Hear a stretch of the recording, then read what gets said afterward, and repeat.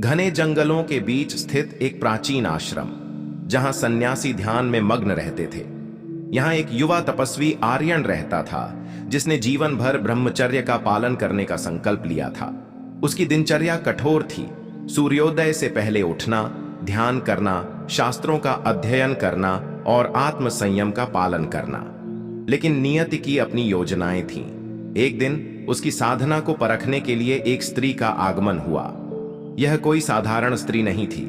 वह राजकन्या सुमित्रा थी, जिसने अपने सौंदर्य से कई राजाओं को मोहित किया था। परंतु इस बार उसका लक्ष्य कुछ और था। सुमित्रा को उसके पिता ने जंगल में भेजा था ताकि वह तपस्वियों की परीक्षा ले सके। वह सुंदरी, बुद्धिमान और चतुर थी। जब उसने आर्यन को देखा तो वह समझ गई कि यह साधारण तपस्वी नहीं है। उसकी आंखों में तेज था और चेहरे पर अद्भुत शांति। वह उसके पास गई और मधुर स्वर में बोली, आर्यन, क्या तुम सच में ब्रह्मचर्य के पथ पर चल सकते हो? क्या स्त्री सौंदर्य तुम्हारे मन को विचलित नहीं कर सकता? आर्यन ने अपनी आंखें बंद की और शांत स्वर में उत्तर दिया, स्त्री या पुरुष, शरीर मात्र पंच तत्वों का मेल है। आत्मा इन सबसे परे है। सुमित्रा ने मुस्कुराते हुए एक नई योजना बनाई। उसने आश्रम के नियमों का पालन करने का नाटक किया और धीरे धीरे आर्यन के निकट जाने लगी। कभी उसकी सेवा में जल अर्पित करती, कभी भोजन परोसती, तो कभी तपस्वियों से धर्म चर्चा में भाग लेती।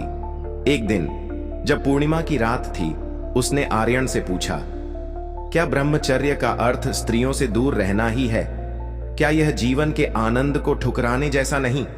आर्यन ने गंभीरता से उत्तर दिया, ब्रह्मचर्य का अर्थ केवल इंद्रियों का दमन नहीं, बल्कि आत्मा की शुद्धि है। जब मन शांत होता है तब मोह स्वतः ही समाप्त हो जाता है। परंतु सुमित्रा हार मानने को तैयार नहीं थी।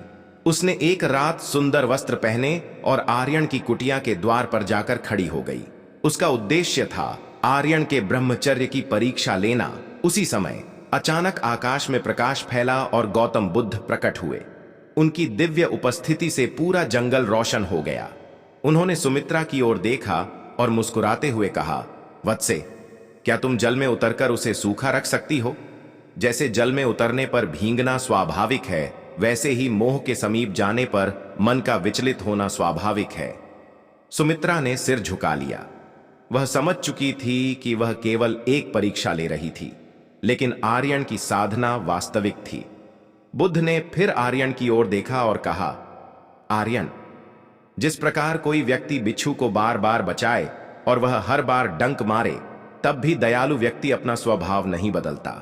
उसी प्रकार ब्रह्मचर्य केवल स्त्रियों से दूरी बनाने का नाम नहीं, बल्कि मन की शुद्धि और आत्म संयम का नाम है। यदि मन में विकार नहीं, तो बाहरी परिस्थितियां भी प्रभावित नहीं कर सकती। सुमित्रा को अपनी भूल का एहसास हुआ।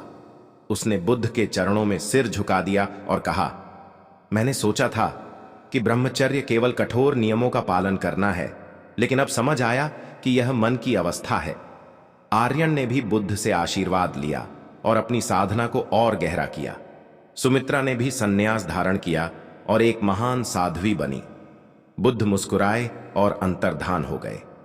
जंगल में फिर से वही शांति छा गई, लेकिन अब सुमित्रा और आर्यन के मन में एक नई ज्योति जल चुकी थी, आत्मज्ञान की ज्योति।